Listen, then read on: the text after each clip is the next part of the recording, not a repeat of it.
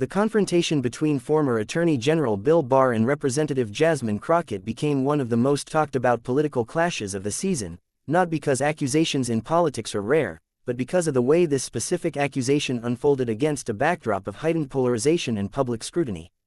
Barr, who served as Attorney General under Donald Trump, has long been associated with sharp criticisms of Democrats, the media, and even institutions meant to hold power accountable. His reputation as both a seasoned lawyer and a defender of conservative priorities meant that his words carried weight, particularly among his supporters who continued to view him as a guardian of order in an era of disruption. Against this backdrop, Barr's claim that Representative Crockett had lied was framed as more than a simple disagreement over facts. It was positioned as an indictment of her integrity and credibility as a legislator. Crockett, however, had already established herself in Congress as a sharp, outspoken, and unflinching advocate unafraid to challenge political opponents regardless of stature. Known for her fiery exchanges and unshakable confidence, she represented not only a new generation of political leadership but also a direct challenge to the old guard embodied by figures like Barr. Thus, when Barr accused her of lying, the stage was set for an encounter that would test not only her resolve but also her ability to withstand and counter a direct attack from a figure who had once stood at the very apex of America's legal establishment.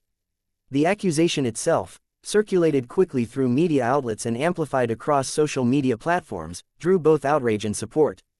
Some hailed Barr's attack as a justified call-out of what they believed was partisan dishonesty, while others saw it as yet another attempt by an entrenched establishment figure to undermine a rising voice of dissent. The nation, already accustomed to political theater, waited to see if Crockett would falter, but instead she prepared a response that would shift the momentum entirely. When the moment of reckoning arrived, Crockett did not respond with bluster or vague denials but with carefully documented evidence that undercut the foundation of Barr's accusation. This evidence, drawn from official records, statements, and corroborating documentation, revealed not only the accuracy of her prior claims but also exposed inconsistencies in Barr's own narrative.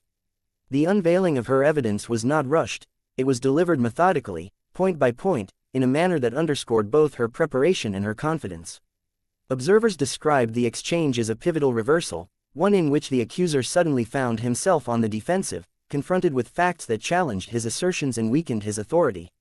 What made the moment resonate so strongly was not merely the substance of the evidence but the contrast between styles. Barr's attempt to rely on the force of accusation and reputation met Crockett's reliance on verifiable proof, and in that clash of approaches the audience was presented with a stark demonstration of the difference between rhetoric and reality. The reaction was immediate. Journalists reported on the exchange as a turning point, political analysts dissected the implications for both figures, and supporters on social media heralded Crockett's performance as not only a personal victory but also a symbolic defense of truth against political maneuvering. For Barr, the fallout was far more complicated. Though his allies sought to minimize the damage, the narrative that he had been decisively outmaneuvered by Crockett gained traction and could not be easily dismissed. The incident revealed a broader truth about modern politics. Accusations without substantiation may generate headlines, but when confronted with evidence they risk collapsing under the weight of their own fragility. Crockett's evidence did more than protect her credibility, it shifted the spotlight back onto Barr, raising questions about his motivations, his accuracy, and even his continuing role in shaping political debates. For many, the confrontation became a case study in how the dynamics of power are evolving in Washington. Younger, evidence-driven voices challenging established figures and refusing to be intimidated by reputational authority. The aftermath of the clash extended far beyond the immediate headlines, leaving a lasting imprint on the political landscape and sparking debates about accountability, truth, and the changing dynamics of American leadership. Crockett emerged from the exchange with her stature elevated, not only among her constituents but also in the broader national discourse. She was celebrated as a representative willing to stand firm against powerful critics and capable of turning evidence into a weapon against misinformation.